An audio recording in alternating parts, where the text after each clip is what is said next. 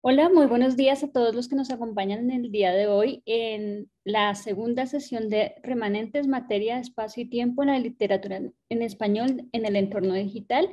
El día de hoy vamos a escuchar una participación de un académico de la Universidad de Salamanca y de un poeta peruano que se dedica precisamente a asuntos relacionados, ambos que se dedican a asuntos relacionados con la literatura digital, y la sesión llevará por título Percepción de la literatura digital, las dimensiones y sus ausencias en la escritura en el siglo XXI.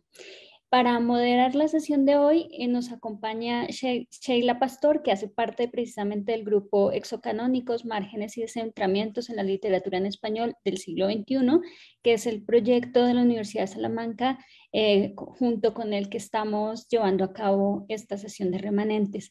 Me tomo unos minutos para leer rápidamente la semblanza curricular de Sheila y los dejo en la sesión de este día.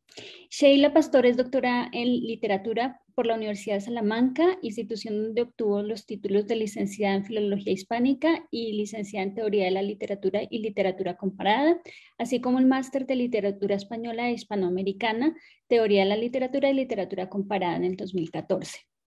En la Universidad de Salamanca también trabajó como contratada predoctoral entre el 2015 y el 2019.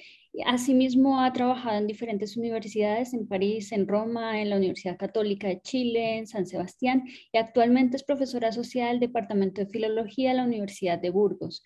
Además, como les mencionaba, hace parte de este proyecto de Exocanónicos, y sus intereses de investigación están relacionados con las poéticas del desplazamiento y los géneros híbridos en las literaturas hispánicas del siglo XXI.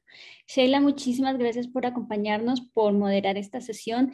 Igualmente, muchísimas gracias a todos los que hacen parte de Exocanónicos, al público que nos está acompañando y pues a nuestros dos invitados de hoy, Daniel, José, muchísimas gracias y los dejo, el público es de ustedes. Gracias a Alexandra y muy buenos días o muy buenas tardes a quienes nos acompañáis desde todas estas ventanas virtuales que nos alumbran. Encantada de estar hoy aquí colaborando desde la Universidad de Salamanca y su proyecto Exocanónicos con la Cátedra Carlos Fuentes, la Cátedra Max Aub y la Casa del Lago. Y reitero el agradecimiento, por supuesto, a Alexandra por su presentación y también como representante en esta ocasión de la Universidad Nacional Autónoma de México, la oportunidad de reunirnos en este foro. Si la semana pasada hablábamos del tiempo de la mano de Vicente Luis Mora y Belén Gache, hoy vamos a proponer una exploración de las dimensiones espaciales en la literatura digital, concretamente, como este ciclo se ocupa, en la literatura en español y focalizados en América Latina.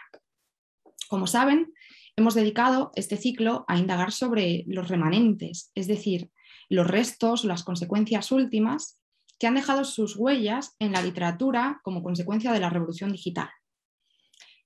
En este sentido, indudablemente se ha producido una alteración de la percepción del espacio, ampliando ahora nuevos entornos como este en el que nos encontramos, o como tantos otros que para ser nombrados han requerido metáforas espaciales, como sitio web, navegación, ciberespacio. Ahondar estas cuestiones desde perspectivas que seguro van a subvertir aún más nuestras percepciones sobre el tema, se consagra el programa de hoy, que hemos titulado Percepciones de la literatura digital, las dimensiones y sus ausencias en la escritura del siglo XXI, y que protagonizan el profesor e investigador Daniel Escandell Montiel y el poeta José Aburto. Paso entonces a presentar a nuestros invitados, agradeciéndoles de antemano su aceptación a acompañarnos y a participar en esta sesión. Daniel Escandell Montiel es profesor del Departamento de Literatura Española e Hispanoamericana de la Universidad de Salamanca.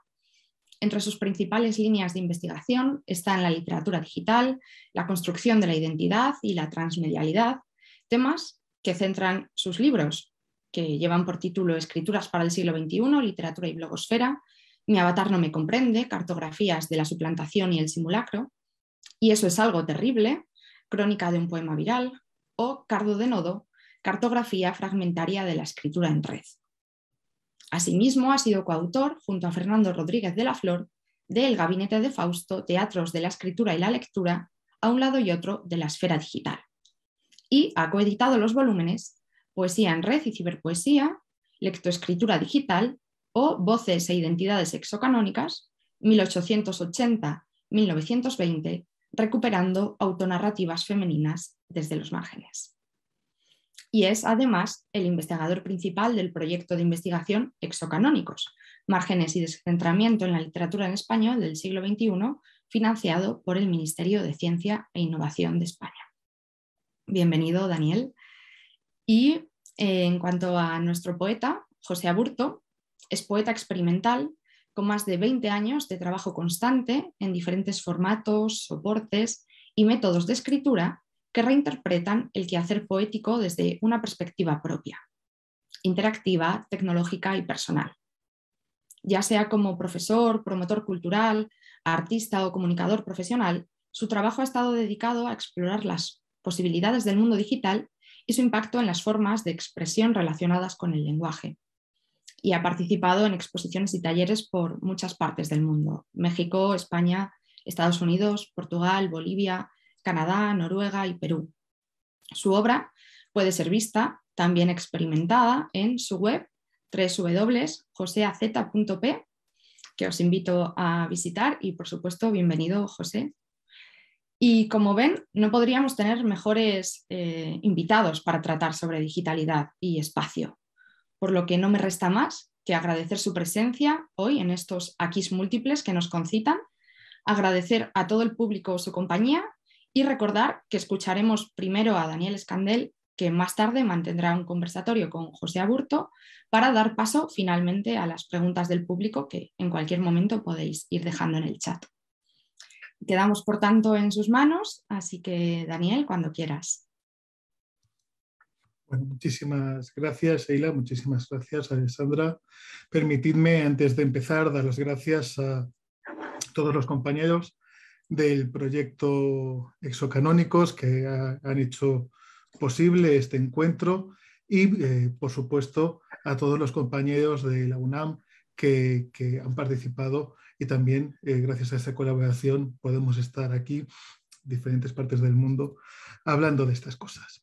Voy a compartir una presentación en PowerPoint que confío que se vea bien dentro de lo posible y que, como se puede ver, va a hablar de disrupción y voy a plantear una serie de cuestiones teóricas que confío que nos sirvan de apoyo, de marco, de algún modo, para luego hablar con José. De hecho, después de toda esa disquisición teórica, que voy a intentar que sea liviana en la medida de lo posible, los ejemplos de los que parto son, voy a presentar unos poquitos, una muy breve selección de algunos poemas de José, los cuales voy a comentar aspectos esencialmente técnicos o formales, si queremos, porque luego tendremos la oportunidad de hablar con él y de que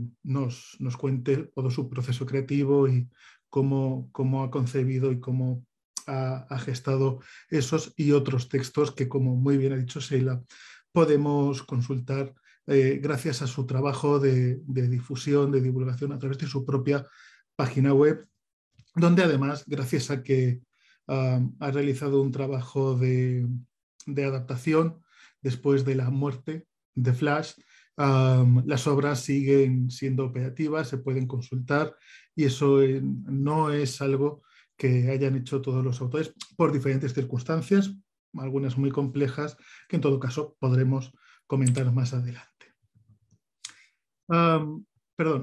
Entonces, una de las primeras claves, una de las nociones fundamentales desde la que vamos a partir, es algo que en realidad todos sabemos y que es muy evidente, pero que hace unos años Yolanda Castaño formuló de una manera que a mí personalmente me gusta, ¿no? Y es esa noción esencial de que, bueno, la literatura no tiene por qué estar unida a una página impresa. La literatura ha tenido una tradición mucho más que milenaria, sin pasar por un soporte escrito. No le hacía falta. El soporte escrito ha sido fantástico. De hecho, gracias a ellos, evidentemente, que conservamos muchos textos y nos ha servido para perdurar, para alargarlo en el tiempo como formato de difusión y de preservación esencial, pero incluso esa noción de lo impreso ha cambiado hasta llegar a la tecnología del libro, y eso pues, significa que la literatura ha tenido muchas formas, sin ningún tipo de duda, ha sabido adaptarse a todas ellas y en todas ellas se han creado unas relaciones simbióticas. Lo que se puede escribir en un libro, con las páginas, con el formato, el tamaño que permite un libro, es muy diferente de lo que se podía escribir en un rollo con un pergamino o cualquier otro soporte. Desde luego mucho más de lo que se podía permitir conservar, preservar y crear con una tabla de arcilla, ¿no? Por lo tanto, si sabemos que la literatura ha tenido muchas formas, es evidente que la literatura va a tener muchas formas.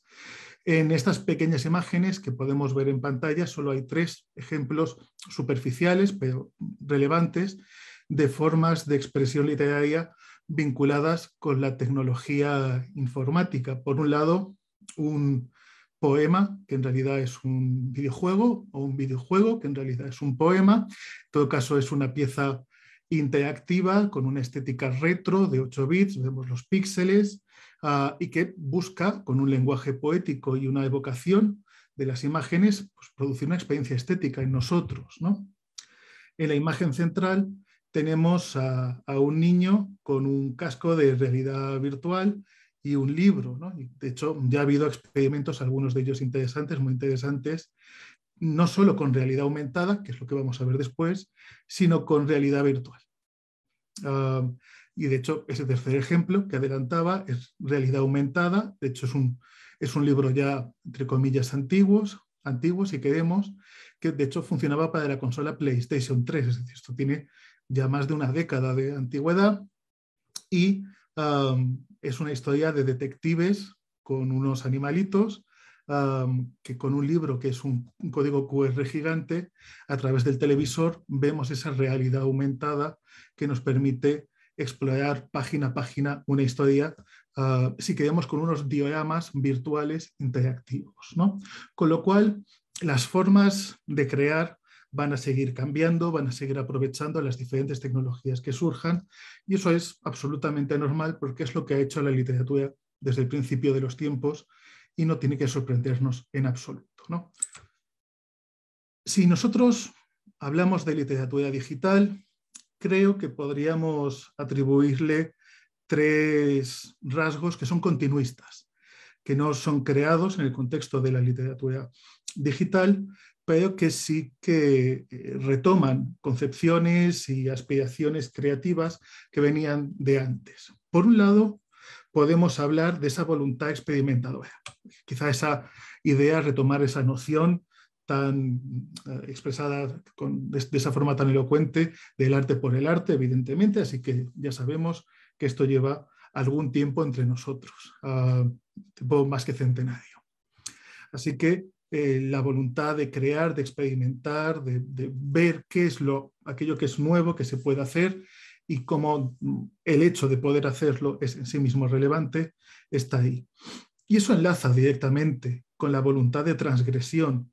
La búsqueda de hacer algo nuevo implica necesariamente una voluntad de transgredir, aunque solo sea con lo que ya existe, con aquello que es canónico o tradicional. Por lo tanto, se busca la provocación explorando los límites de la forma y del contenido. Y si estamos en el arte por el arte y estamos explorando la provocación formal, pues es evidente que todo eso está motivado fundamentalmente y quizá por encima de todo por una voluntad lúdica. Esa voluntad lúdica que muchas veces los escritores que buscan romper, que en un sentido amplio de la noción de disrupción buscan hacer algo, buscan crear una línea precisamente de lo disruptivo, de lo rompedor, de aquello que no está en los centros de lo convencional y que refleja esa inquietud, esa curiosidad vanguardista, esa voluntad de romper con lo que ha existido hasta el momento para ampliar las fronteras de aquello que se puede hacer, ¿no? Y esto al fin y al cabo sucede y ha sucedido también siempre, ¿no? Y de hecho, la tradición, si queremos, de las escrituras disruptivas es tan antigua como la de la propia literatura, porque si no, todavía estaríamos estancados en las formas de narrar, de escribir, de hacer poesía de hace 5 o 6 mil años. Cuando pensamos en literatura digital, es posible que haya algunas personas que nos estén viendo que quizá no sepan mucho o no sepan muy bien por dónde empezar, y yo me voy a atrever a recomendarles, no es un gran atrevimiento porque es una recomendación muy conservadora, 2 antologías. De hecho, he seleccionado antologías en vez de colecciones, porque, en sentido tradicional de colección, porque implica que ha habido un proceso de selección, de valoración de las obras, y que se han dejado fuera muchísimos textos, ¿no? Entonces, estos no son los representantes o no son los directorios más amplios que puede haber de literatura digital, pero sí creo que son aquellos que pueden servirnos muy bien para acercarnos a la fenomenología compleja, múltiple de este mundo. Por un lado, tenemos la Electronic Literature Collection, que lleva 3 volúmenes, el último ha aparecido en 2016, en teoría muy próximamente debería aparecer el 4º volumen, como mínimo están trabajando en ello, que tiene una vocación internacional, pero es innegable que hay un sesgo muy importante hacia la lengua inglesa, ¿no? Al fin y al cabo, no nos puede sorprender, ya se ha comentado, de hecho, en alguna ocasión, con todo el conocimiento del mundo, que muchos escritores que exploran este tipo de posibilidades creativas han optado también por el inglés como lengua franca, como lengua de exploración, y eso pues favorece que el corpus sea también mucho más amplio, ¿no? Es cierto que la organización es estadounidense, aunque ha ampliado su campo de visión en los últimos años, pero sigue habiendo ese sesgo hacia lo anglófono. Y por otro lado, tenemos la antología de literatura digital latinoamericana, que se ha hecho con un enfoque centrado por completo en nuestra lengua, y que en la propia diapositiva se pueden ver las estadísticas generales, más de 80 obras, más de 50 autores, en realidad 6 idiomas diferentes, porque no se trata solo de la lengua española, aunque es evidente que es dominante. Y entre todos esos autores, por supuesto, está Perú, y debemos decir, y creo que esto es importante, que en el caso del Perú solo hay 2 nombres, solo hay 2 autores, y uno de ellos es el de José Aburto, con lo cual creo que es bueno que recordemos y que insistamos en que somos muy, muy afortunados de tenerlo aquí con nosotros, porque es, desde luego, uno de los nombres de referencia a nivel internacional. Sus obras están en estas 2 antologías, y es evidente que dentro de la tradición de su país, del Perú, es uno de los nombres de referencia, si no me atrevería a decir el nombre de referencia sin ningún tipo de duda, ¿no?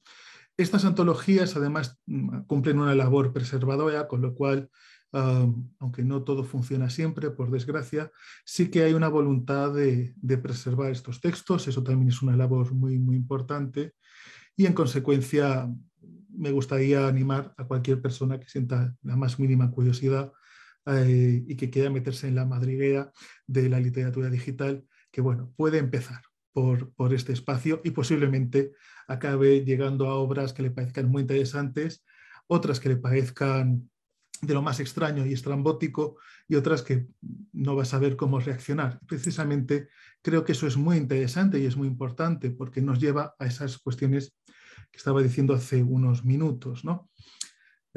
La escritura digital tiene una serie de características que creo que podemos plantear con 3 focos principales. Uno es esa voluntad experimentadora. Cuando lleguemos a los textos, a los poemas que he seleccionado de José, vamos a ver que esa voluntad está ahí. Hay un componente de colectivización, de llevar estas obras al espacio digital para que puedan llegar a todo el mundo. Normalmente recurriendo a espacios abiertos, webs sin pasarelas de pago, sistemas que permiten el acceso lo más democrático posible, incluso a veces con gran esfuerzo de los autores, y en muchos casos se parte también de la co-creación. Esto no es excluyente, no es algo que sea en realidad determinante, pero es cierto que en la inmensa mayoría de los casos de la literatura tradicional la co-creación es lo anómalo, es lo que puede sorprender o nos puede llamar la atención, que una novela se puede escribir, bueno, ya como tecleamos, pues a 4 manos o incluso a 6 o yo qué sé, o a más. Estamos confiando en que la cantidad de manos sea par. En el campo de la literatura digital, hay un porcentaje elevado y muy interesante de obras que están creadas en grupo, porque hay que ir a veces más allá de lo que los espacios formales pueden permitir. Se trabaja con diseñadores, con músicos, con artistas gráficos, para poder construir todo el marco que va a alojar la obra y que va a permitir ejecutar la obra del modo en el que se desea. De hecho, eso es lo que nos lleva a hablar sobre la espacialidad o la fronterización de esta literatura.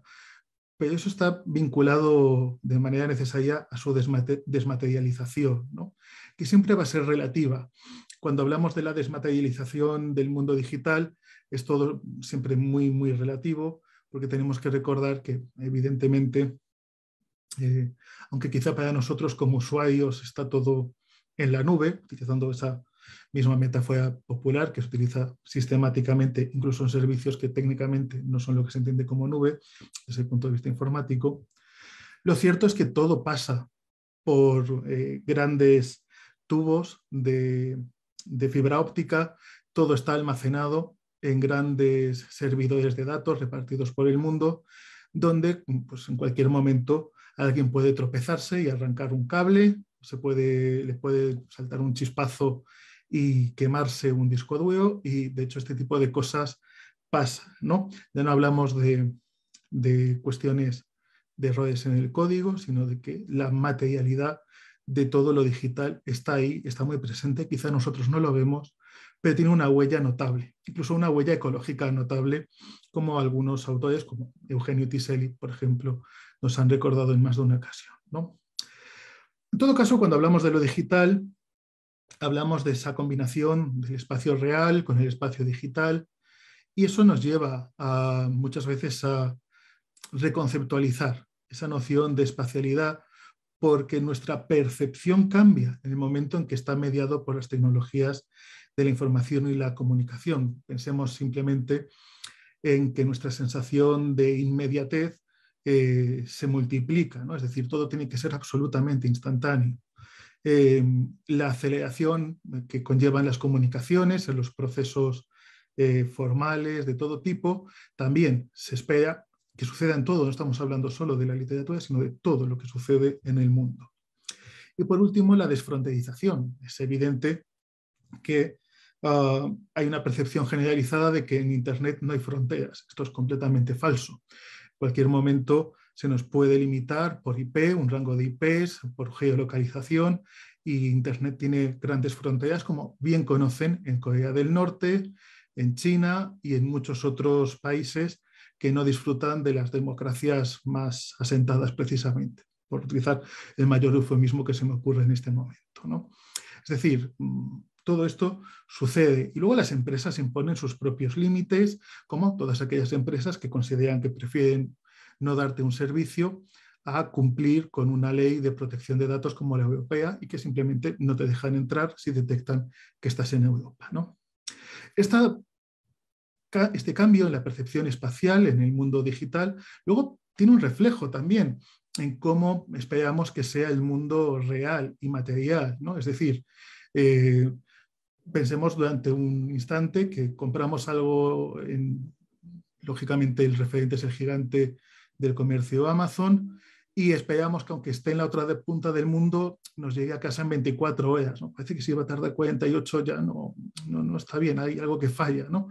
Esperamos que no haya ningún problema con las fronteras, que compramos un libro y que lógicamente va a tener que viajar sin problemas desde, por ejemplo, desde Argentina hasta España, como si no hubiese todavía aranceles, transportes, agentes de fronteras que están revisando todo eso, ¿no? Pero eso significa que esa espacialidad ha sido redimensionada, no solo por el campo digital, sino también por los, llamémoslo, trucos o estrategias del tardocapitalismo, ¿no? De este capitalismo de ficción radical en el que estamos sumergidos. Con lo cual, toda nuestra noción de espacio, de frontera e incluso de tradición y grupo es otra. Ya esos mecanismos tradicionales quizá ya no nos sirven, ¿no?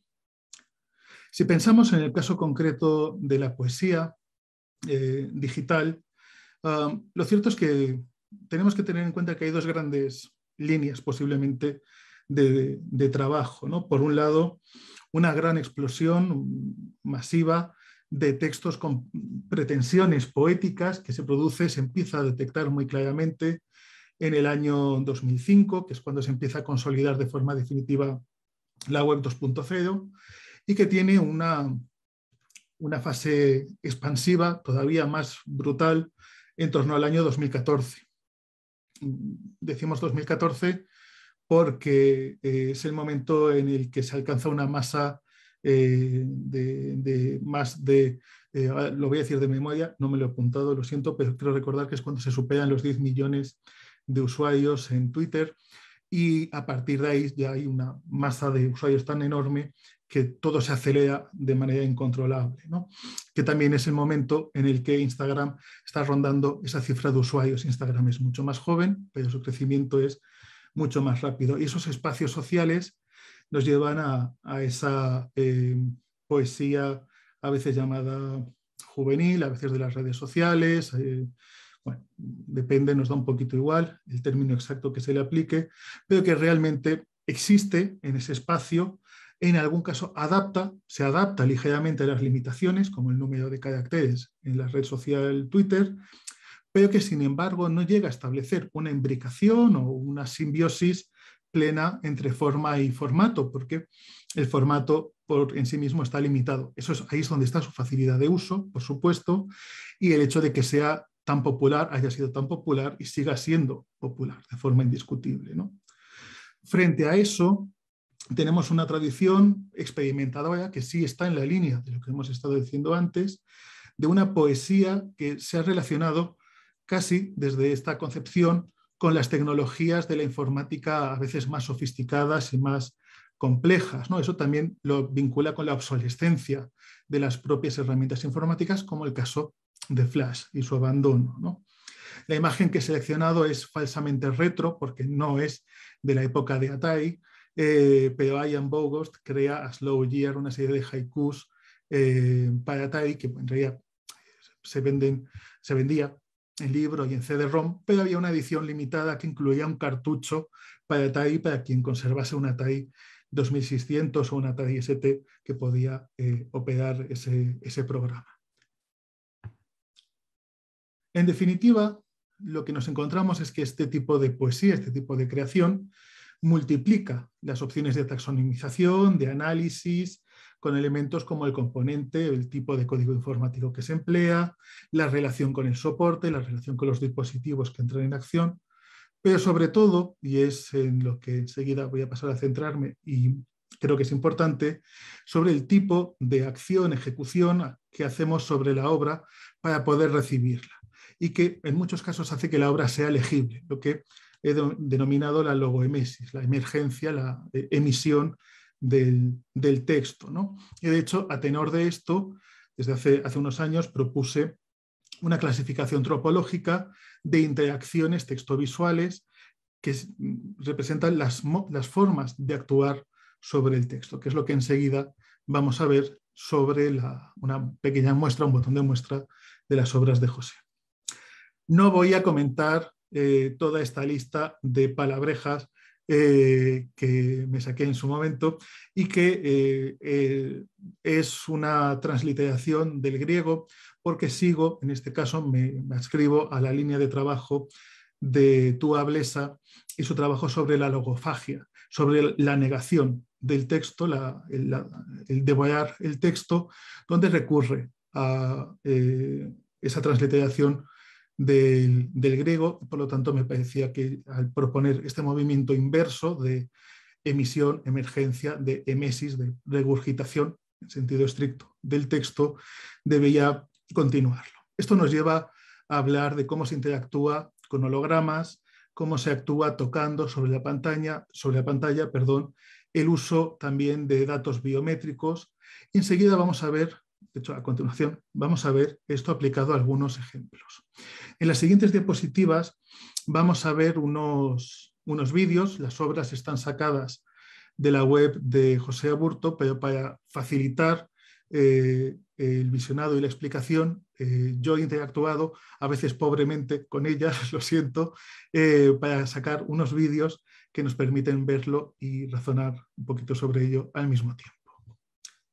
En esta primera muestra vemos Paranoico Arcoíris. Es una de las obras digitales más antiguas de José, de nuestro autor, donde vemos con una estética que es claramente retro, ¿no? Que nos puede recordar al modo en el que se utilizaban algunos lápices ópticos en ordenadores de 8 bits, en torno a principios, mediados de los años 80, como al mover el ratón se va generando ese arcoíris, también es ese título que va rotando en colores con una tonalidad que nos recuerda precisamente al mundo de Atari, bueno, son colores quizá un poco vivos para un Spectrum, pero estamos en esa estética en muchos sentidos 8 bits, y salvo por la cantidad de color que está apareciendo en pantalla, y vemos que el texto está completamente oculto, es negro sobre negro, y solo al desplazar el ratón e incidir con cierto ángulo sobre la pantalla conseguimos que se puedan leer los versos, ¿no? Este es un caso de Lugnos, que es, como pueden ver en la descripción que aporto, la iluminación virtual de un texto digital que es intencionada, que somos nosotros los que actuamos sobre el texto. Si no hacemos nada, es una pantalla en negro, y solo cuando nosotros actuamos sobre él podemos leerlo. El texto, una vez más, nos necesita, esa es la constante que vamos a ver, necesita que actuemos sobre él porque el autor así lo ha querido. El modo en el que nos relacionamos con la obra es absolutamente fundamental, y esa ejecución, es parte misma de la obra y de la experiencia artística a la que estamos asistiendo. Vamos a avanzar solo unos poquitos años para llegar a Mal envuelto, del año 2003, que luego José me podrá corregir, nace como una instalación artística. De hecho, esto es algo habitual. Muchas de estas obras digitales, interactivas, consideradas y situadas en el campo de la poesía, han estado relacionadas en un primer momento con diferentes instalaciones artísticas, y vemos cómo el modo en el que con el ratón movemos y de algún modo empujamos, movemos esas letras que están emulando la matriz de una máquina de escribir clásica, se van formando nuevas palabras que en su conjunto van creando versos diferentes, ¿no? De manera que en realidad la combinatoria del texto es, aunque limitada, porque hay una cantidad limitada de combinaciones, es muy elevada, y sobre todo los grados intermedios de generación de cada una de las palabras en consecuencia de cada uno de los versos, ¿no? Esto, dentro de ese planteamiento, esa tropología que proponía, es lo que llamamos un dioco, es decir, un destierro, ¿no? Cuando nosotros movemos una palabra o una letra, en este caso, eso desplaza, crea una serie de movimientos en cadena que va a generar nuevas palabras o nuevas imágenes que a su vez van a expulsar y van a generar cambios constantes, ¿no? Pero una vez más, como en el caso anterior, y esta es la cuestión fundamental, la interacción, el modo en el que nosotros entramos en la obra es lo que hace que la obra sea posible. Su concepción estática es otra cosa. Solo es la obra tal y como se ha concebido en el momento en que se experimenta. De manera que, por supuesto, vamos mucho más allá del espectador o de un sujeto, si queremos, relativamente pasivo. siempre entendiendo esa pasibilidad de forma muy, muy relativa.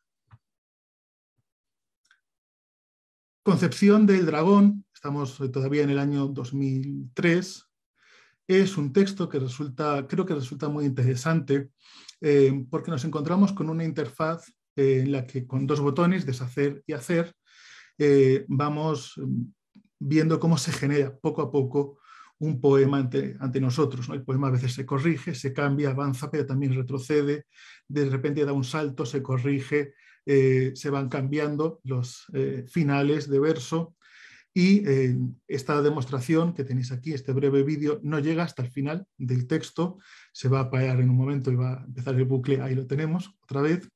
Pero vemos que vamos a llegar a un texto que ya está predefinido, que ya ha sido creado, pero nosotros, como receptores, tenemos la capacidad de expandir, de ir tirando, ir sacando ese hilo, lo que en este caso hemos llamado macros, que es un texto telescópico, en definitiva, ¿no? Un texto que puede expandirse, que de hecho empieza comprimido, pero sabemos que va a llegar a expandirse hasta su concepción completa, pero solo lo hace, una vez más, cuando nosotros actuamos, solo cuando le damos a hacer, el poema se crea.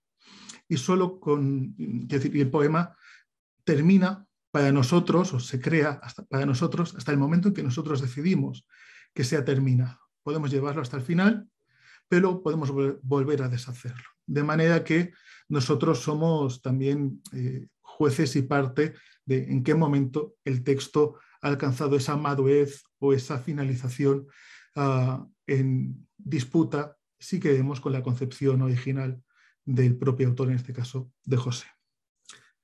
Me vais a permitir que presente el último ejemplo. Este ejemplo va a tener sonido, entonces solo va a funcionar cuando yo haga clic en pantalla. Y se trata de la obra Grita, de un año después, del año 2004. Grita es un poema que se presenta en una pantalla completamente en rojo, donde solo vemos la instrucción Grita, que es el título. Y nosotros efectivamente debemos gritar. La obra sobre Flash nos exige que entre un input de audio a través del micro del ordenador en el que estamos ejecutando la obra. Creedme cuando digo que hay que gritar mucho, muchísimo. Yo esta obra alguna vez la he puesto en clase y uno se sorprende cuando está en clase y quiere enseñarse a los alumnos en realidad cuánto hay que gritar. ¿De acuerdo? Yo le he bajado un poquito el volumen para que nosotros no lo oigamos tan alto, pero vais a ver, este está grabado del vídeo de muestra que el propio José tiene en su página web. Y lo que vamos a ver en realidad, o lo que vamos a experimentar, es la figura del auletés, ¿no? Es decir, cómo dentro de los inputs biométricos de datos que son físicos, que son corporales, que son humanos, cómo en este caso el micrófono, el audio, va a hacer que el texto sea visible, ¿no? Y lo que vamos a ver es cómo durante solo unos segundos, mientras conseguimos mantener la intensidad del grito, esos versos se pueden leer. Hay que estar atentos, muy atentos, ¿no?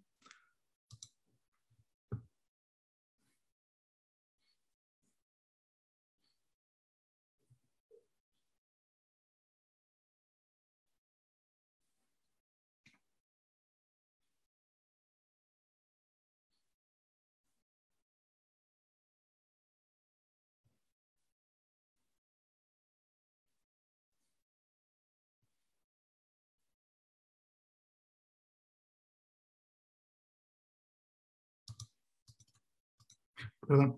Bien, como veis, insisto en que el volumen lo he controlado, lo he rebajado para que no nos dé un susto a nadie. Es difícil mantener la intensidad del grito que exige, ¿no? La desesperación que hay que mover y lo que eso implica también de energía, de corporalidad, de fisicidad de un poema que es absolutamente digital, que se ejecuta en la pantalla, pero con el que nos tenemos que relacionar de esta forma, que lo normal es que uno acabe, por lo menos yo termino rojo y sin poder prácticamente seguir manteniendo ese tono mucho rato, ¿no? Con esto creo que tenemos 4 muestras muy interesantes de los primeros años, de unos primeros compases de un poeta que ha continuado, que tiene una trayectoria, no se ha detenido aquí, no ha sido una exploración de juventud para entendernos, sino que ha seguido avanzando, creando, dando espacio a muchas obras digitales, y de hecho vais a notar que no hay unas conclusiones, que mi presentación no concluye, porque sobre todo, ¿cómo me puedo atrever yo a concluir teniendo con nosotros al autor? Hay que, dando un rodeo enorme, he podido llegar hasta él, y al que quiero darle, antes que nada, las gracias. Quiero darle, sobre todo, quiero insistir en ello, las gracias personales, no solo de la organización, sino las mías, porque para mí es un auténtico honor y un orgullo poder hablar con él. José, si te parece bien, antes de ponernos a hablar sobre algunas cuestiones un poquito más específicas de cómo has creado los poemas y lo que has estado haciendo, cómo estos te han servido para seguir tu trayectoria, me gustaría hacerte una pregunta quizá un poquito general, y es que, volviendo a esa cuestión que decía, que solo estáis 2 peruanos en la antología de la literatura digital latinoamericana, ¿podrías decirnos quizá, dentro de esta tradición que en realidad es muy interesante, de poesía, de literatura de ruptura en Perú, si nos podrías hablar de tus influencias y si nos puedes recomendar algún otro escritor que sea importante o que sea interesante para ti? Gracias, Daniel. Gracias por las tan amables palabras. Siempre es un orgullo escuchar el análisis de alguien con tanta capacidad como tú sobre las obras hechas, y el aporte tan grande al entendimiento que puede darse de lo que uno ha ido preparando de repente en su taller, sin mucha intención mayor que simplemente compartirlo, pero es muy inspirador ver cómo alguien con tu capacidad puede desentramar y ver cosas en esas piezas que a veces uno mismo se sorprende de encontrar. Eso es lo primero que quería decir, y agradezco también el tiempo y la dedicación a estas piezas que se hicieron con tanto cariño, ya tienen varios años, y que creo que han servido como un buen ejemplificador para lo que has querido decir, y eso es un orgullo también para mí. Sobre tu pregunta, es algo bien interesante, ¿sí? La poesía peruana está muy marcada por grandes poetas, grandes disruptores, como tú lo has puesto, como se usa esa palabra, ¿no? Tenemos gente desde el máximo exponente de la poesía peruana a nivel internacional reconocido, que es Vallejo, que tiene una profundidad y un lenguaje tan potente, pocas veces visto en español. Desde ahí tenemos todas unas generaciones de poesía disruptiva que ha llevado la antorcha generación tras generación, pasando por Cisneros, por ejemplo, que es un poeta tan cotidiano, tan de la calle, pero con tanta potencia, o casi contemporáneo con Vallejo, un poquito más tarde, que es Eguren, que es un poeta que para mí es muy especial, muy cercano, que inclusive ya empezaba a trabajar no necesariamente con formatos mecánicos, pero sí que tenía mucha intención en lo mecánico, y un lenguaje muy alto de ciencia y tecnología dentro de su propia habilidad. Era fotógrafo y creó cámaras fotográficas, por ejemplo, hechas a mano. Luego tenemos a una serie de poetas que también ya empezaron a buscar formatos diferentes, dentro de lo concreto, pero también saliendo un poco de lo concreto, como Luis Hernández, por ejemplo, es un poeta tan cercano, tan potente, con cuya obra yo tuve la oportunidad de trabajar en la Universidad Católica, cuando estuve ahí como profesor y administrativo dentro de la universidad. Tuvimos la posibilidad de armar un catálogo de la obra de Luis Hernández, y como una característica especial, su obra no está hecha en libros, sino que está hecha en cuadernos. Él lo que hacía era agarrar cuadernos y los personalizaba a mano, con plumones, y escribía las piezas en los cuadernos y después regalaba los cuadernos. Yo tuve la oportunidad, la verdad que sin precedentes, hasta donde yo sabía, de tener 50 de los cuadernos de Luis Hernández al mismo tiempo, justamente por una cosa que creo que es bien importante, que le has tocado, pero creo que es importante de resaltar. Y yo tuve esa posibilidad, no como poeta, sino como desarrollador web, porque la Universidad Católica quería hacer un archivo digital de la obra de Luis Hernández. Entonces, con la colaboración de los profesores de la universidad, se hizo un momento en el que se pudo juntar casi todos los cuadernos que había en existencia de Luis Hernández, y en un momento que para mí pasará para siempre como un recuerdo profundo, un día tocaron la puerta de mi oficina y me dejaron una caja con los 50 cuadernos de Luis Hernández y dijeron, mira, esto no lo tiene nadie en la mano, ¿no? Hay que escanearlos, convertirlos en página web, qué sé yo. Y claro, para alguien que admiraba profundamente a Luis Hernández, era como recibir la Biblia, más o menos, ¿no? En formato original, escrita por el autor. Entonces, y tuve yo el honor de digitalizar, de hacer el proceso de digitalización, crear una font de Luis Hernández con su tipografía, armar una serie de activos digitales como salvapantallas, etcétera, etcétera, etcétera, todos hechos, desarrollados en lenguaje digital para PC y para Mac. Pero, ¿por qué cuento esto? Porque alguien tan importante como Luis Hernández, que repartía sus libros de manera completamente experimental en cuadernos hechos con plumones, existe en nuestra tradición peruana, ¿no? Era tan único, tan especial su forma de creación, que no se podía reducir a un libro, ¿no? Tenía este formato expansivo, diría yo.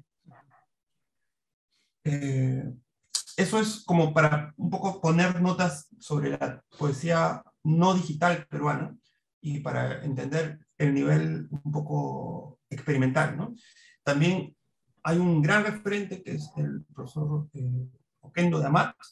Oquendo de Amat también sacó un libro muy conocido, que en su momento fue toda una revelación, diría yo, de poesía concreta, que se llamaba 50 metros de poemas, y lo que era un libro que se podía extender, que se podía desplegar a 5 metros, y era una sola gran hoja, digamos, larga, ¿no?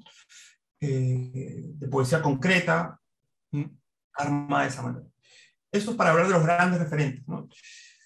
Recientemente ha habido un equipo de trabajo llamado Más Médula, que está haciendo mucho de arqueología de poesía experimental y poesía electrónica peruana, que está descubriendo varios experimentos que se han ido haciendo a lo largo de los últimos, diría, 20 años más o menos, ¿no?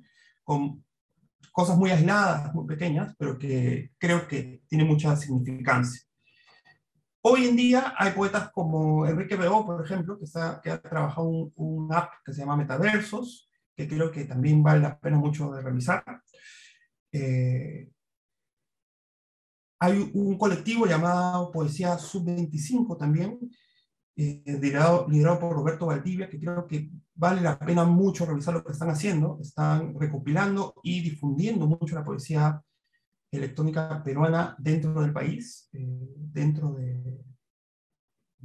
pero es un país complicado, pero es un país bien complejo, ¿no?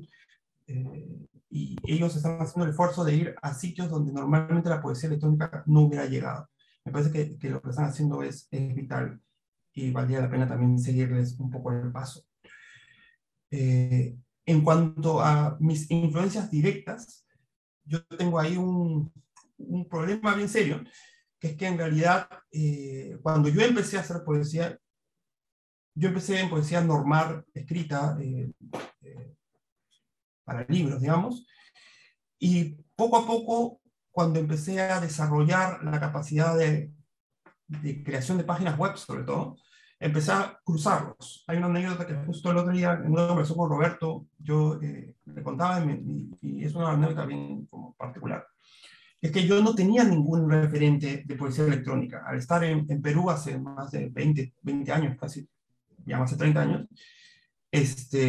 no había un referente, no había alguien que uno pudiera recurrir y decir, oye, tú estás haciendo esto, si no era más la intención de hacer poesía y de pronto combinado con estas herramientas que se generan, digamos, de manera espontánea esa relación de, oye, ¿por qué no lo puedo hacer acá? ¿No? Y yo en el año 99 más o menos tuve la suerte de ganar un premio nacional de poesía acá en el Perú. Un premio que era una competición nacional, y cuando, bueno, voy a recibir el premio, los jueces, aquellos que habían sido los jueces del premio, eran personalidades para mí nunca antes vistas, ¿no? Era Blanca Varela, que es una poeta extraordinaria, el poeta Watanabe, que es otro gran, increíble poeta, y el profesor Oquendo. En ese momento gestionaba la revista Hueso Húmedo, que es una revista importantísima de poesía. Lo que ellos me dijeron, y acá hay dos anécdotas que me llamaron mucho la atención y creo que también ayudan un poco a entender cómo es que se da el paso de una cosa a la otra. Me dijeron a mí particularmente, me dijeron, yo esperaba que usted fuera mayor, porque yo tenía en ese momento 20 y tantos años. Y a mí me sobrecogió un poco esa reflexión, porque pensaban que detrás del ganador iba a haber un poeta de otra generación, digamos, ¿no? Y lo segundo es que cuando me hacen la entrevista, porque este premio estaba encabezado por un periódico, por un diario, me hacen una entrevista para sacar en medios, me dijeron, ¿qué vas a hacer con el premio? ¿No? El premio monetario. Y yo recuerdo haber respondido una cosa que creo que ni siquiera salió en la entrevista, que es, me voy a comprar una computadora. Me dijeron, pero no puedes responder eso, pues, ¿no? Y yo, ¿cómo no puedo responder? No, pues, pero si tú eres el poeta, ¿verdad? Un premio de poesía, cuento y novela, no puedes responder que te vas a comprar una computadora. Dime algo un poco más bohemio, ¿no? Y dije, no, yo quiero comprar una computadora porque quiero hacer poesía en computadora. Porque creo que ahí hay algo que se puede hacer. De hecho, al poco tiempo, saqué el primer poema que hice en digital, que se llamó Sospechas, y que era un poema hecho en Flash, con poesía hipermedia, hecho en esa computadora. Entonces, fue una conexión más directa, digamos, desde la poesía más tradicional a un salto hacia la poesía electrónica, sin pasar de repente por otras influencias que fui más bien descubriendo luego, ¿no? Y que inclusive yo acepto mi falta, mi carencia de haber hecho esa arqueología que de repente ahora se está haciendo, porque nunca fue mi intención un poco ser más académico sobre el asunto, sino siempre ha sido mi preocupación un poco más experimental, ¿no? Más de creación. No sé si eso responde la pregunta. Bueno, responde, de hecho creo que responde a todo lo que te iba a preguntar, lo cual es magnífico. Y me vas a permitir entonces que incida, o bueno, que solo por profundizar un poquito más, ¿cómo ha sido como poeta, como creador, tu relación con el mundo de las exposiciones, las instalaciones? Porque has trabajado muchísimo en ese formato y es algo que no solo te ha sucedido a ti, que en realidad vemos que otras personas de diferentes partes del mundo que han también intentado, que han experimentado con estas formas de poesía, se han sentido quizá en un primer momento muy incentivadas a ir a ese tipo de formatos. ¿Eso cómo te ha ayudado a ti a crecer o a ir avanzando, a sofisticar tu experiencia creativa? Es una gran pregunta, porque quizá el mayor conflicto que yo he tenido con el escenario local, digamos, el escenario local de poesía o de literatura en general, es que yo nunca publiqué un libro. No, los libros que yo he publicado son libros artesanales hechos a mano, cosidos por mí mismo, que he regalado por ahí a algunas personas, pero nunca me he tomado el tiempo de sentarme con un editor y publicar dentro de algún sello editorial. De hecho, el primer libro que estoy sacando en mi vida, lo estoy sacando ahora, en unas 2 semanas, y es un libro cómic, no es un libro de poesía, ¿no? Lo menciono porque el formato en el que yo pude distribuir mi obra fueron dos. Uno, por las páginas web, que en realidad, y eso lo mencioné en varias conversaciones, pero creo que es bien importante tomar en cuenta que es algo que tú mencionaste también en tu exposición, nos vendía un poco a los creadores el sueño de decir, oye, lo va a poder ver todo el mundo, ¿no? Una vez que lo pongas en la página web, va a estar en todo el mundo y va a poder ser accesible desde cualquier del mundo, qué sé yo.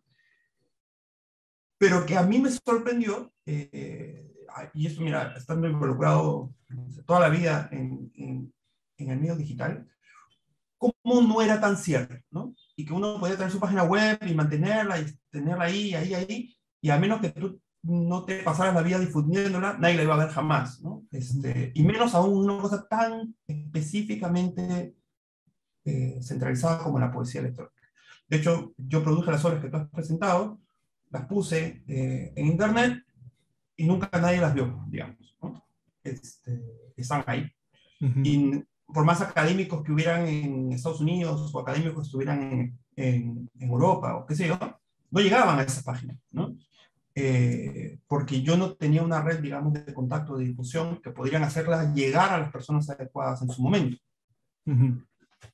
Eso se dio muchos años después, recién casi en el 2014 más o menos, en que ya yo como persona me pongo en contacto con las redes mundiales digamos, de investigación alrededor de poesía electrónica, por una casualidad, porque de hecho alguien viaja a Lima dando una conferencia sobre poesía electrónica, Claudia Costaca. Y yo más o menos temblando con mi página web en la mano me acerco y le digo, oye, yo hago esto, y ella me dice, ¿tú quién eres? ¿Y de dónde has salido? ¿Y qué sé yo? Y yo lo venía haciendo hace 15 años, ¿no? Y establecimos una muy buena relación y ella me ayudó a engancharme con estos circuitos mundiales que yo desconocía, ¿no? Entonces, la primera forma de difusión eran estas páginas web, pero que yo siempre recomiendo aún ahora a los creadores nuevos que no se queden con archivarla en una página web, que básicamente eso es lo que es una página web, es un archivo, ¿no? Sino que necesitas difundirla, que es una cosa completamente diferente, ¿no? Y que hoy un poco a través de redes sociales, que en ese momento no habían, es más fácil de difundir. No solamente de archivar, pero sí de difundir, ¿no? Y el otro circuito es el que tú mencionas, que es, yo estaba por amistades y por el circuito en el que yo me movía más, era el circuito artístico en realidad. Que hablaba más de exposiciones en galerías, que se movía más en ese sentido. Y es ahí donde yo encontré digamos, un mejor espacio para la difusión de mi obra, en los espacios públicos, digamos, ¿no? En la instalación más que en el formato digital. Y esto daba una cercanía con la gente mucho más directa y que a mí me llenaba de satisfacción ver cómo la gente interactuaba con las piezas, cómo se metían dentro de la pieza, ¿no? Y me permitió hacer una serie de experimentos que nacieron con una primera exposición que se llamaba Sirenética, que lo que hacía eran unas proyecciones de gran formato, proyecciones de 5 o 6 metros de poesía electrónica, y que permitía a una persona interactuar con una proyección de 6 metros, que en ese momento yo no me lo esperaba, porque yo había hecho una página, un desarrollo para poder verse en un dispositivo de computadora personal, y de pronto ver una proyección de 6 metros con texto era una cosa que marcaba mucho, y generó mucho interés, y generó mucha cercanía con la gente, ¿no? Y yo estoy convencido de que en muchos casos ese formato es algo que hay que explorar más, ¿no? Que no solamente hay que quedarnos en la pantalla personal, digamos, sino en el formato más amplio.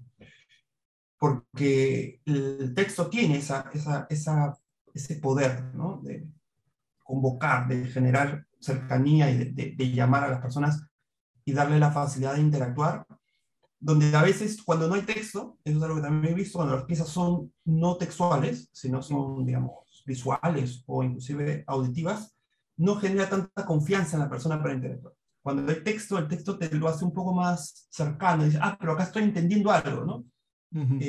A veces cuando es imágenes o sonido, la gente no se siente tan cercana a interactuar. Y eso lo he podido ver gracias a las instalaciones, ¿no?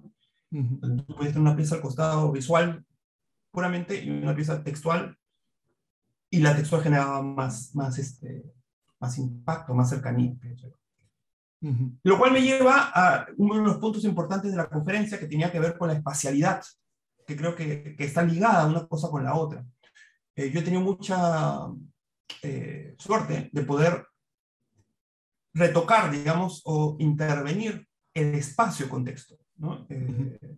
Hay un par de piezas que sí me gustaría de repente que podamos revisar, que tiene que ver con una instalación que hice que se llamó Extravía.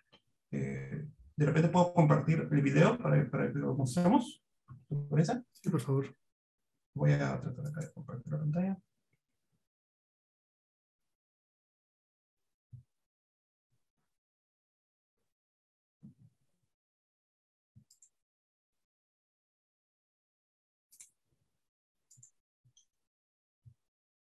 Ahí Ya se lo ve mi vemos. pantalla.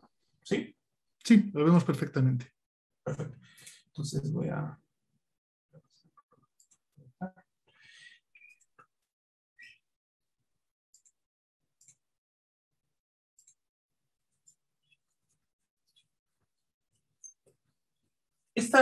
¿Se ve el video? Sí. Este es un video que cuenta la exposición que se llama Extravía. Extravía fue una colaboración con Sebastián Burga, que es un escultor con el que trabajó varias piezas. Y en este caso lo que hicimos fue instalamos un laberinto en una galería. Ujú.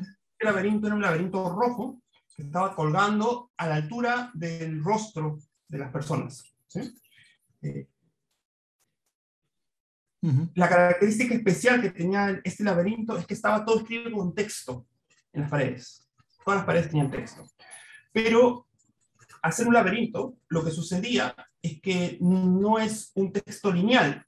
No es que tú vas por un solo lado y vas leyendo un texto que va en un solo sentido. Sino un laberinto del estilo que llega a bifurcaciones y se parte el texto, ¿no? Entonces, finalmente lo que yo tuve que construir fue un... Acá podemos ver cómo era la lectura.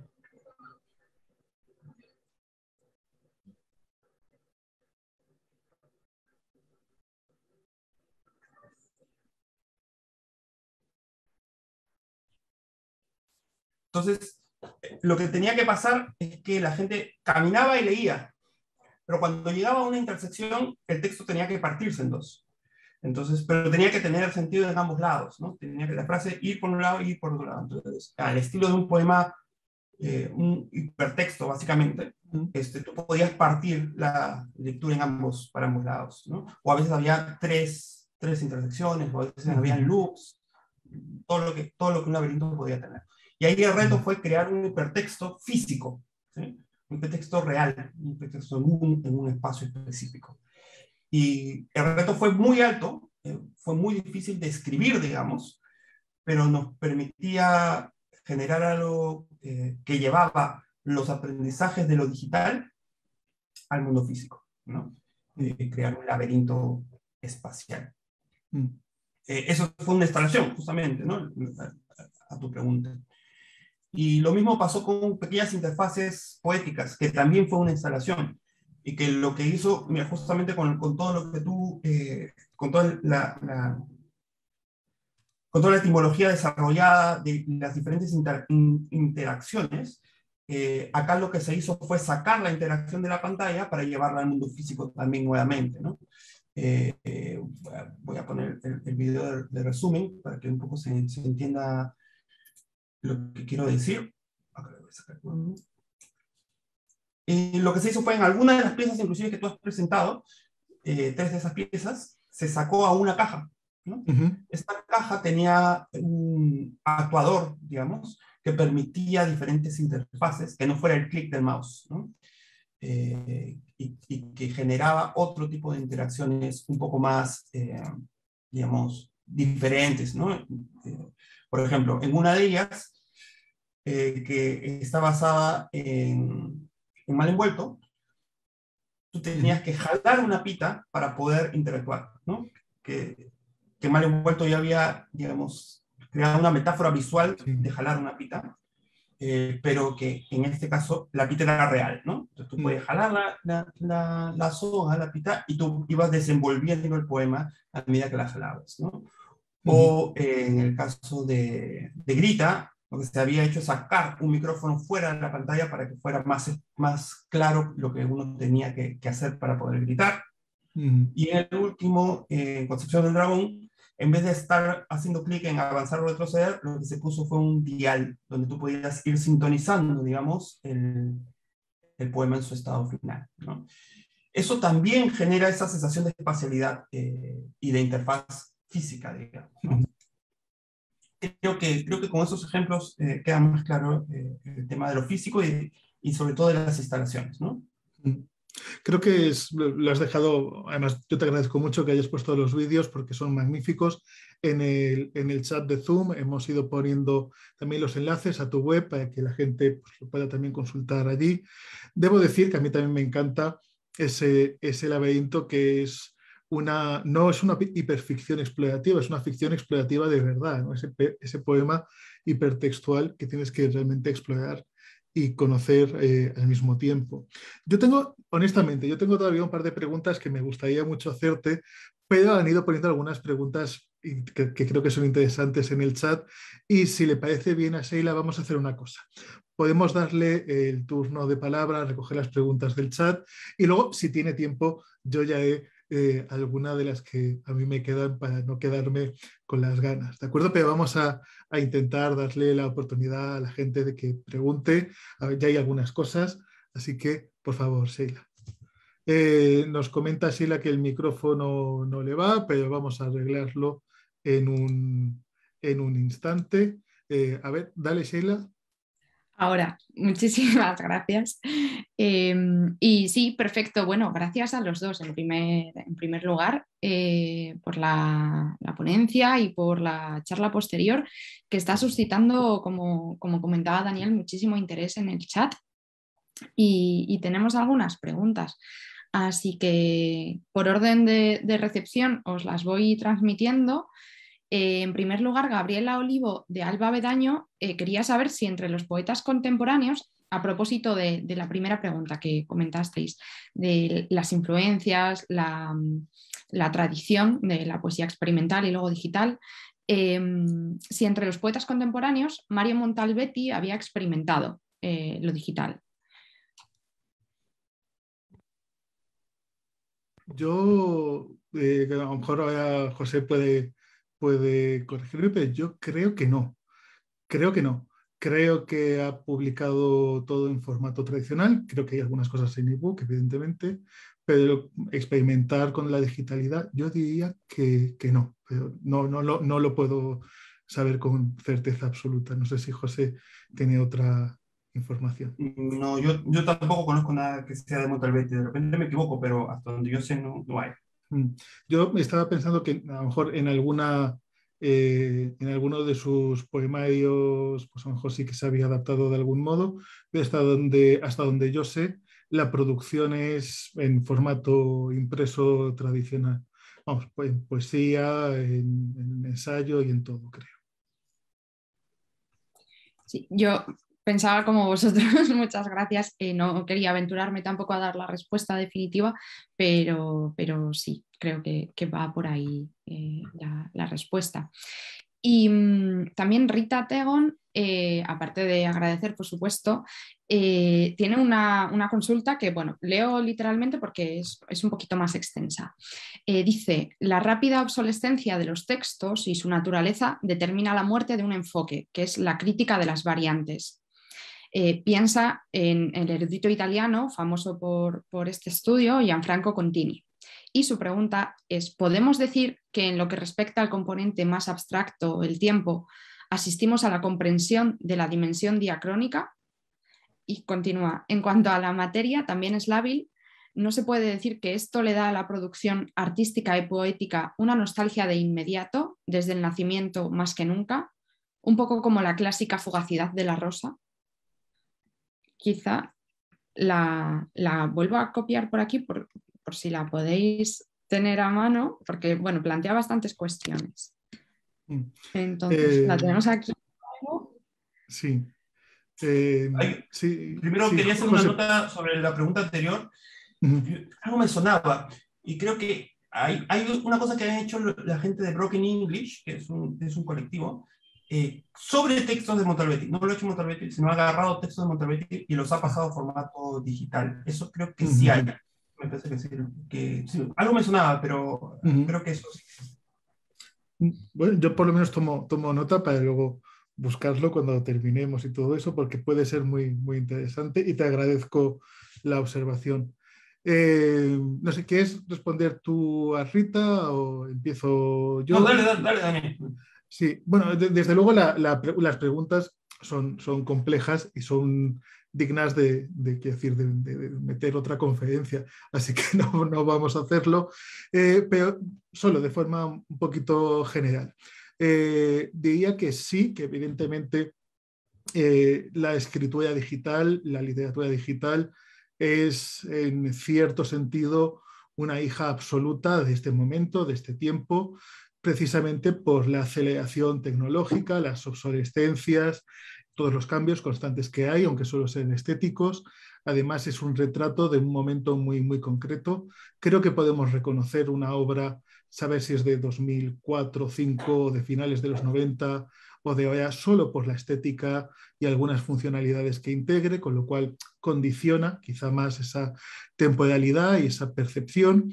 Y eso significa que al mismo tiempo, y es que ahí está la ironía de estas situaciones, es enormemente sincrónica, es hija absoluta de un presente muy concreto y al mismo tiempo el estar tan marcado por un presente le hace absoluta y completamente diacrónica en cuanto han pasado 2 segundos, ¿no? Si se me permite la exageración. Entonces, creo que eso hay que tenerlo en cuenta. No sé si esto nos permitiría decir que forma parte de una poética nostálgica, pero sí es cierto que ya hemos visto algunas producciones, sobre todo en poetas jóvenes, o no tan jóvenes, pero vamos a decir que desde luego no sexagenarios, que ya han recuperado estéticas antiguas, entendido como antigua, estéticas de un email, de un formato específico de foro, de cosas que tienen también una datación muy concreta y eso implica también una construcción nostálgica, es decir, la imitación del presente más absoluto es fosilizar el tiempo y sea nostálgico y recurrir a algo que tiene tan solo 10 o 15 años pero está tan marcado, también es un acto voluntariamente nostálgico, ¿no? Con lo cual, quizá esa idea con la que ella que termina Rita con esa evocación de la fugacidad de la rosa, pues quizás sí, pero ahí está precisamente parte del valor y parte de la cuestión, si se me permite, ya termino, tan vanguardista, si queremos, de estas escrituras, ¿no? Y es que su aceleración, su renovación constante hace que también, pues como las propias vanguardias, de algún modo, no es que se quemen, pero ese factor sorpresa pues que hemos tenido durante 20 y tantos años, pues poco a poco lo estamos superando y llegamos a la fase de consolidación, donde pues ya no va a haber quizá tantos nombres que nos sorprendan, pero sí va a haber obras y autores que estén consolidados no solo por su grado de experimentación, sino por valores cualitativos diferentes, ¿no? No sé si José quiere aportar algo o tiene un punto de vista completamente diferente. Está clarísimo, creo, Daniel. Yo solamente aportaría dos apuntes. Uno es que hay una condición en la poesía especial, ¿sí? Hay una condición, digamos, formativa de la poesía, intrínseca a sí misma, que no nos podemos olvidar, que es que la poesía tiene que ser sorprendente, ¿no? O sea, yo lo digo en un poema que es digamos, mi arte poética, que es poesía esperada no es poesía, ¿no? Si tú puedes decir, es justo lo que esperaba de un poema, es muy probable que esto no sea un poema. Es muy probable que ya sea una reedición de algo que has leído antes. Y básicamente la poesía no puede ser algo esperable, ¿no? Tiene que ser algo sorprendente. Tiene que ser una experimentación sobre el lenguaje y sus posibilidades. si no, estamos quizá frente a un ejercicio poético, si quieren, alguna forma de creación, pero que de repente no merece el estatus de poesía, ¿no? Lo más elevado de la poesía y lo que deberíamos de siempre los creadores y los que leemos poesía buscar es aquello que te haga sentir incómodo, ¿no? Que te haga, ahí estoy leyendo los chats, y que te haga dar esa sensación que en muchos de los comentarios que estoy viendo de yo leo poesía, pero nunca pensé que la poesía tendría este formato, ¿no? O tendría esta forma, o tendría esta nueva forma de ser. Y estamos ante eso, ¿no? Creo que si bien es un testimonio de nuestro tiempo, como bien ha dicho Daniel, y ya de nuestro tiempo estoy siendo como buena gente, porque esto ya se lleva haciendo hace casi 50 años, ¿no? Los primeros poemas electrónicos posiblemente tengan 50 hasta más años. Entonces no es tan como reciente y que ahora la novedad, sino ya tienen una tradición, como bien dice Daniel, ¿no? Y hay escuelas, hasta escuelas públicas, como en Francia, que ya están empezando a incorporar poesía electrónica dentro de sus currículas de enseñanza primaria o secundaria. Es un testimonio de poesía reciente, digamos, ¿no? De literatura reciente. Cosa que aún no vemos en muchos de los casos, y creo que aún no vemos sobre todo en tradiciones en español. Pero que creo que ya es momento de empezar a hacerlo, ¿no? Y que es lo más normal y lo más regular encontrar en estos testimonios de nuestra época una nueva forma de la literatura, y en mi caso especial, una nueva forma de la poesía. Y creo que esos experimentos justamente, y ahí viene lo que también mencionaba Daniel, lo que necesitan es mirarlo con ojos críticos y quedarnos con aquellas cosas que realmente hayan logrado ese estatus que solamente a algunas piezas se le da de poesía, ¿no? Lo mismo pasó cuando se pasó de la oralidad a la escritura. Habían miles, seguramente millones, de poemas orales, pero se hizo una gran selección cuando se pasó a algo escrito, ¿no? No todo pasó a ser escrito. Yo creo que estamos ante un momento en el que también hay que hacer digamos, una revisión de las miles de piezas digitales que seguramente se han hecho, posiblemente millones, para poder decir, oye, esto de acá tiene un valor especial, hay que conservarlo, dice algo, habla de su momento, pero también llega a ese nivel que solamente algunas piezas deberían de poder ser, se le podría colocar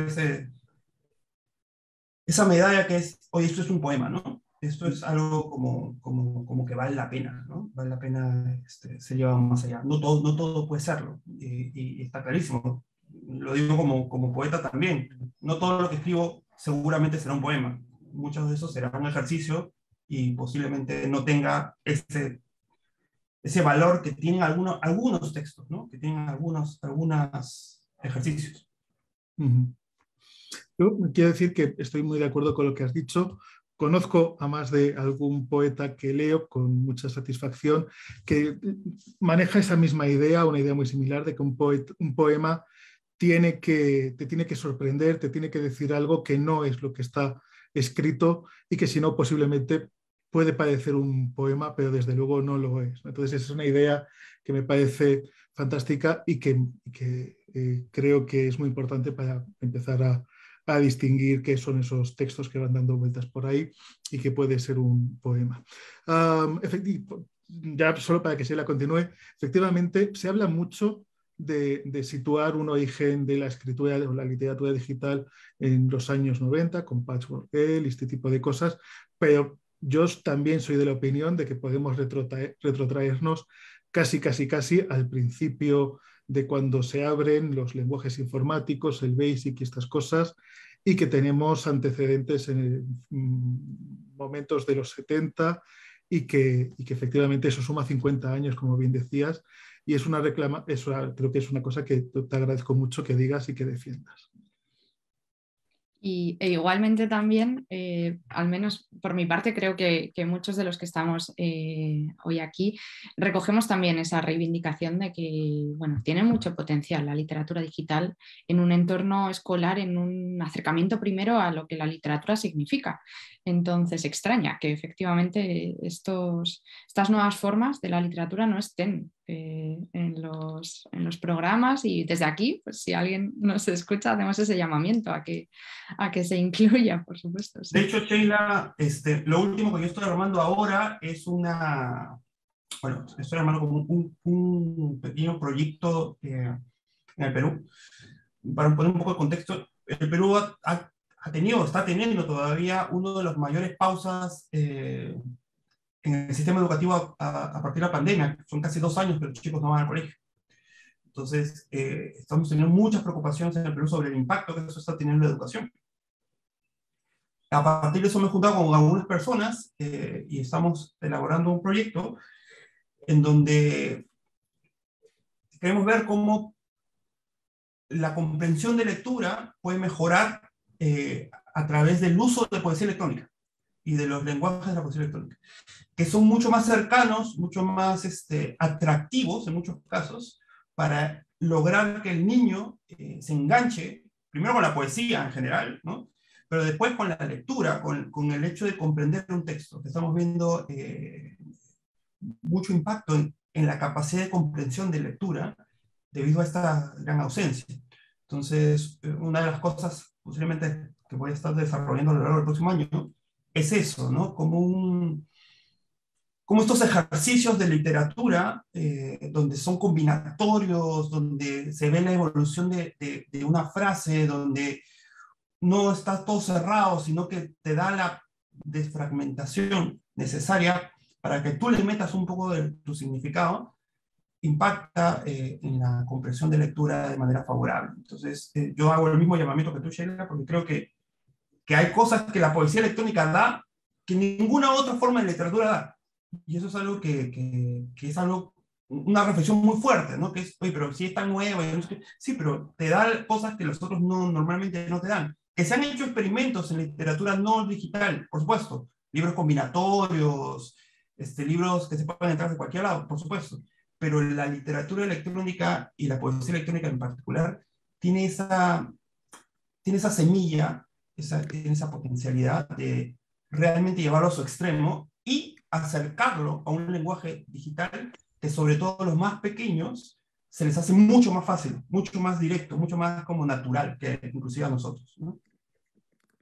Claro, es que no es solo el lenguaje de un nativo digital que pueda sentir mucho más cercano el lenguaje y las estrategias de la literatura digital, sino también el propio espíritu lúdico del que hablaba Daniel al principio. Si estamos hablando de motivación a la lectura o de acercamiento a niños o a jóvenes, eso es un filón que desde luego podríamos aprovechar.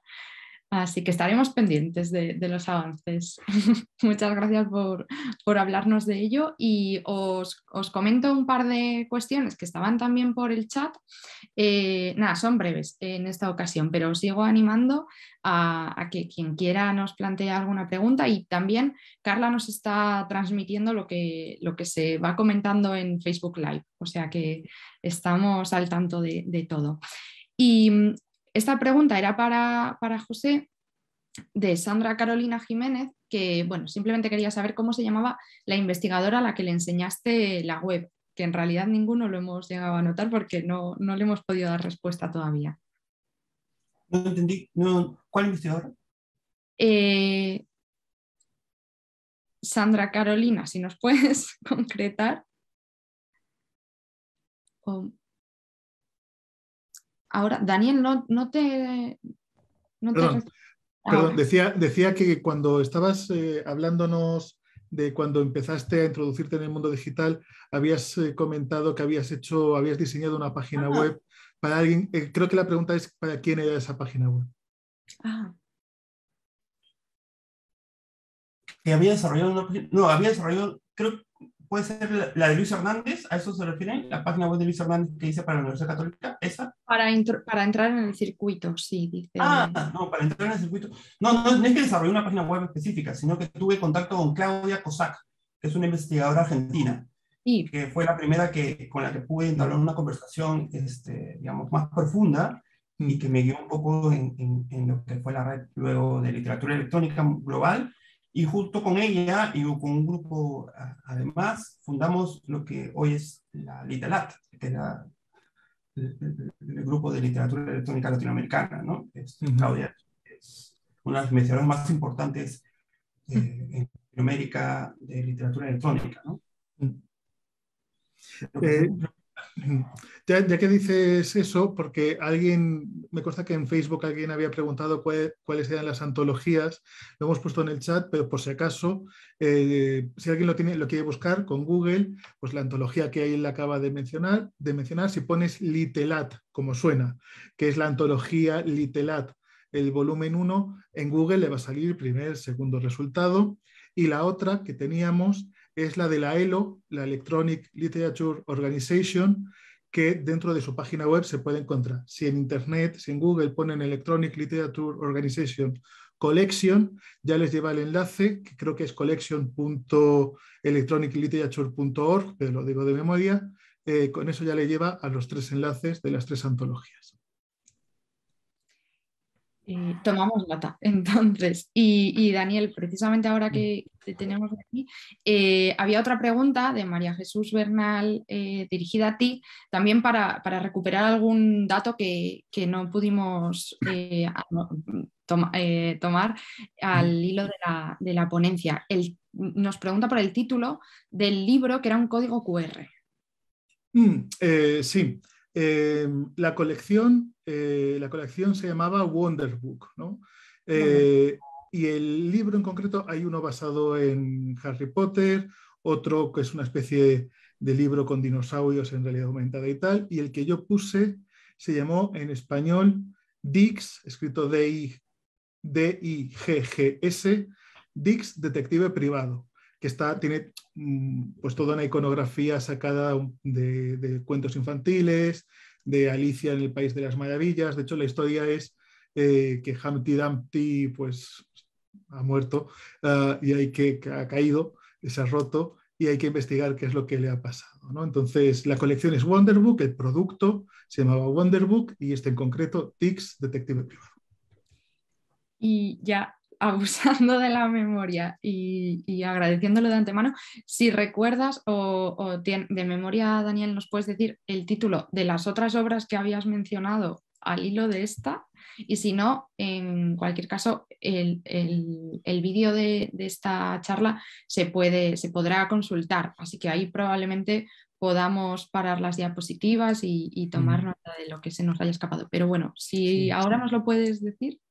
Ahora es un momento que quedó mal, y debo decir que quizá no me estaba escuchando a mí mismo del todo, porque no me acuerdo de cuáles Claro. dije. Le voy a echar un vistazo muy, muy rápido a esa diapositiva, a ver si me acuerdo, pero no me acuerdo. Sé que tengo una captura que es se puede buscar como Today I Die, hoy muero en inglés. Y lo otro creo que se debe referir al juego lectura con realidad virtual del niño, que ahora mismo no recuerdo cómo se llamaba la obra, lo siento mucho, se me ha ido el salto al cielo. Ningún problema, muchísimas gracias, y el agradecimiento está siendo extensivo en el chat. Si yo no estoy equivocada, por aquí habríamos cumplido. De momento no tenemos ninguna pregunta más. Entonces, Daniel, si quieres recoger el testigo y alguna de las que se quedó antes en el tintero nos sirve para cerrar, quizá. Sí, pues yo agradezco tener la oportunidad. José, yo aprovechando que has hablado de esa experiencia en las exposiciones, en las intervenciones, nos has enseñado esos vídeos. ¿Tú cómo crees que habría que valorar, o en qué modo habría que considerar muchos de estos poemas interactivos como los que tú has hecho? ¿Más como estrictamente poesía, más desde las teorías del arte, o nos estamos equivocando al hacer esa división y en realidad estamos hablando de algo completamente nuevo o que necesita al menos esos dos campos conceptuales? Mira, me da pie para hacer una corrección a una cosa que me faltó mencionar al inicio de tu pregunta. Dentro de la tradición peruana de poesía hay un poeta que creo que hace mejor la articulación entre las dos cosas que tú estás mencionando, que es Jorge Eduardo Eyilson. Jorge Eduardo es un poeta que empezó su carrera como en libros normales, regulares, y poco a poco fue haciendo la transición hacia arte, y finalmente terminó como artista, ¿no? En algunos casos aún combinando texto con arte, pero en otros casos haciendo obra artística puramente, ¿no? De hecho, sus formatos de nudos, de quipus, como decimos nosotros, son muy famosos, muy reconocidos, ¿no? Y siendo el quipu una expresión de la forma más antigua peruana de escritura, digamos, ¿no? Los peruanos antiguos, los incas en especial, no usaban palabras, ni usaban alfabetos, sino usaban nudos en las cuerdas para hacer su contabilidad o para narrar historias. Y este formato lo agarró Eyilson y lo convirtió en una expresión artística, hermosa además, ¿no? Lo menciono porque creo que la experimentación en el texto, para no hablar de poesía o de literatura en el texto, es una expresión artística, ¿no? No se le puede desvincular de lo artístico por lo expresivo, por la carga que tiene de cuidado del formato, etc. Está muy ligado a la literatura. La distancia entre literatura y arte es una distancia que se ha dado a lo largo de los años, pero que a la hora que uno va en concreto a abordar la creación a partir de la materia textual, es una materia de hablar del lenguaje como una materia, para mí no tiene distinción a que tu materia sea la arcilla o que sea el lenguaje, ¿no? O que sea el óleo o que sea el lenguaje. Finalmente, cada materia tiene sus lógicas, y sus limitaciones y sus retos. Pero en el fondo creo que todos estamos tratando de hacer lo mismo, ¿no? Que es expresar a través de esa materia la experiencia del humano, digamos, ¿no? Entonces, para mí no debería de haber tanta distinción, ¿no? Finalmente, el formato final, que es el libro o la oralidad, tiene sus propias condiciones. Igual que la música, digamos, ¿no? O sea, hacer un corte entre música y arte es simplemente porque una es materia, digamos, auditiva y la otra es materia no auditiva, pero en el fondo tienen la misma raíz, ¿no? Que tiene que ver con la expresión. En tanto eso, para mí tiene la misma raíz. Pero claro, a la hora que ya uno va a preservar o va a hacerse las preguntas sobre ¿y esto en qué lado de la biblioteca lo pongo? ¿O en qué lado del saber lo pongo? Tiene sus propias condiciones, y eso lo entiendo, ¿no? Porque por materia misma, como digo, tiene sus propias limitaciones, ¿no? Pero nacen del mismo sitio, creo. Esa sería mi forma de verlo. Muchas gracias. Y precisamente está Vega Sánchez Aparicio preguntando al mismo tiempo que la respuesta de José por el proceso creativo de la obra en tanto que autor, y si dista algo, o en qué dista, más bien dicho, el poema analógico del digital. Es una pregunta también importante, porque ahora estamos un poco conversando sobre la última parte de las consecuencias de la poesía digital, digamos, ¿no? Cómo clasificarla o dónde encontrarla, qué sé yo. Pero creo que lo más importante sucede en cómo nace, ¿no? En cómo surge, cómo se crea.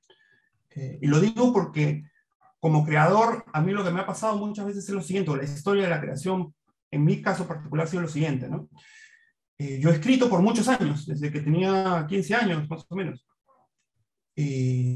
escrito emulando fórmulas antiguas, escrito por inspiración propia, he tratado de hacer sonetos en su momento, y cosas que uno aprende, va aprendiendo sobre los formatos.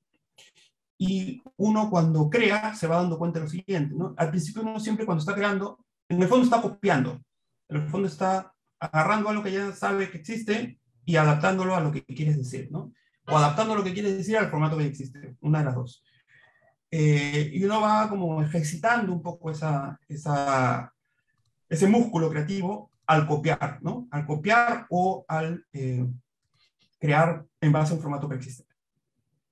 Lo que me sucedió a mí particularmente fue que llegó un momento en el que el formato digital no tenía una forma, no tenía una estructura sobre la cual regirse, ¿no? El hipertexto, por ejemplo, fue la primera forma que yo conocí de digital, ¿no? Que es, haces clic y vas a otra cosa. Eso es una forma. Tal cual un soneto es una forma, ¿no? Un soneto tiene una estructura y tú la respetas y es un soneto, y si no la respetas no es un soneto. Igual, un hipertexto o tiene enlaces o no tiene enlaces. Y si no tiene enlaces, no es hipertexto. Entonces, hay formas, sí las hay, pero no son muy concretas. Son formas que se van como rehaciendo, reestructurando, ¿no? Hay algunas cosas que sí como atraviesan todos, sobre todo en la parte más digital, como que es el clic, ¿no? El clic es una forma. El hecho de que haya un mouse, de que tú puedas hacer un overlapping, etcétera, son formas que ya te van como dando pistas de lo que puedes y no puedes hacer, ¿no? Al principio, muchas de las obras, por ejemplo, que ha presentado Daniel, tiene que ver mucho con esa reflexión sobre el formato. Entonces, cuando uno ya se pone a escribir, y ahí es una cuestión ya de creador, que es el proceso de escritura finalmente es, yo quiero decir algo, ¿no? O yo me he encontrado con una inspiración de algo que me quiere decir algo a mí, ¿no? Puede haber de las dos cosas. Pero ya cuando uno va a explorar la forma en la que le va a decir, cuando uno está en una forma no muy asentada, empieza a crear sus propias formas, que es lo que a mí me pasó en muchos casos, que yo no encontraba en esa forma algo definido, claro, o estructurado, que me dijera, no, un soneto es un soneto y es un soneto, ¿no? Si no es más, oye, esto puede tener un clic, puede haber un overlapping, puede haber no sé qué, y empezar a combinar esas estructuras para finalmente expresar lo que uno quiere expresar, o darle forma a aquello que quiere ser expresado, digamos, que es la inspiración, ¿no? Que es cuando algo quiere ser expresado y te usa más o menos para que tú le des forma. Por tanto, siempre es una conversación entre lo que quieres expresar, lo que quieres ser expresado, con tu manejo del medio, ¿no? Tu capacidad para manejar el medio. ¿Qué tan buen programador eres? ¿Qué tan buen diseñador eres? ¿Qué tan buen, no sé, qué tantos recursos tienes finalmente para hacerlo, ¿no? Yo no soy el mejor programador del mundo, ni de cerca.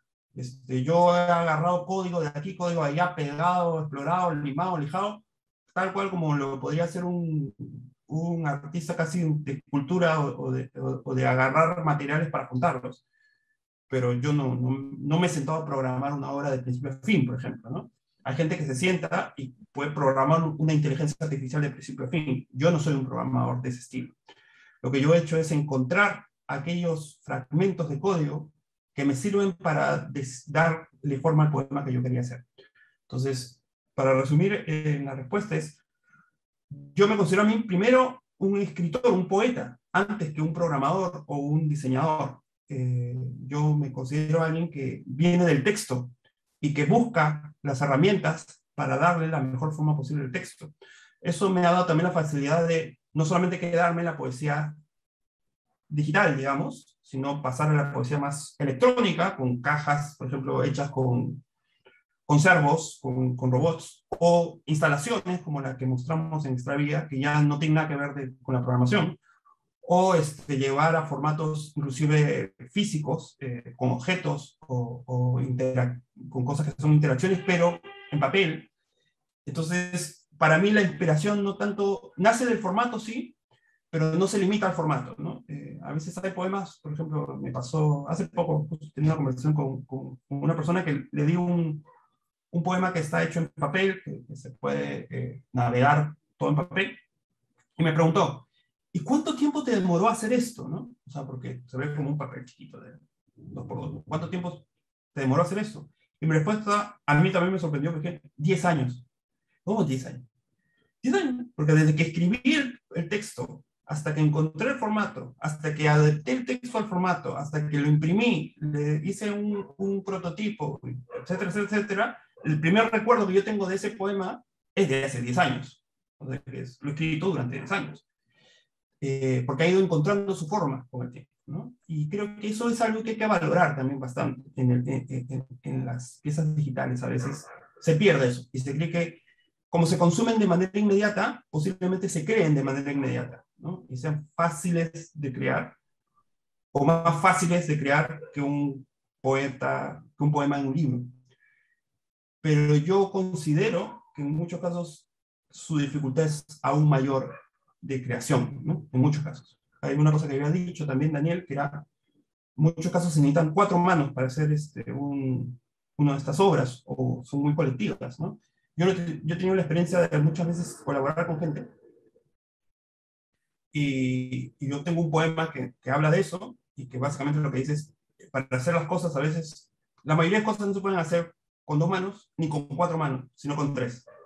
¿Qué quiere decir? Hay alguien que tiene que ceder un poco su mano y decir, te voy a ayudar, pero no me voy a meter, porque si no, no salen bien las cosas, ¿no? Y creo que ahí hay mucho de esto también.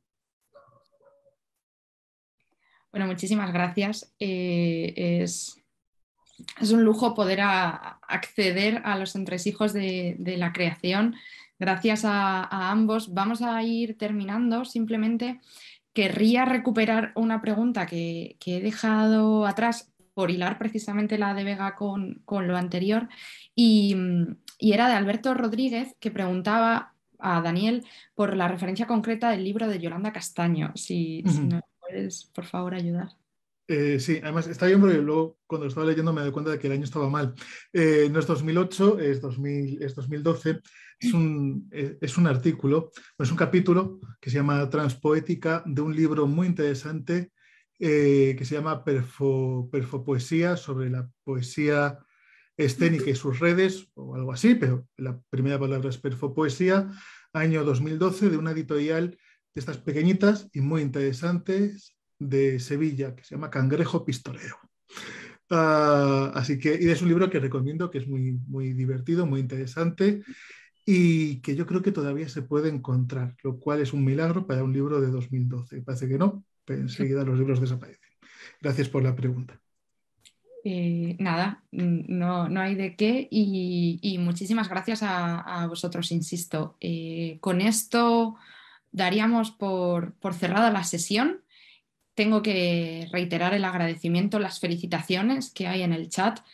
Ha sido una sesión espléndida y muy, muy bien compensada con la aportación crítica, con la perspectiva creativa. Gracias de veras a los dos.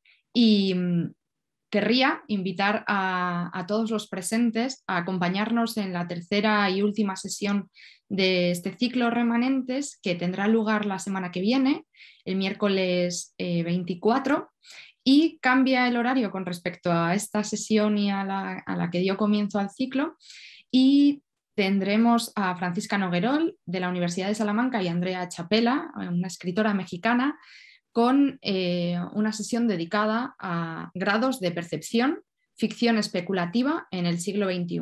Será, por tanto, un placer vernos de nuevo por allí, y finalmente, y para concluir, gracias a ambos.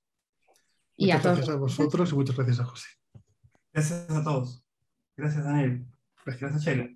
Gracias a los asistentes también.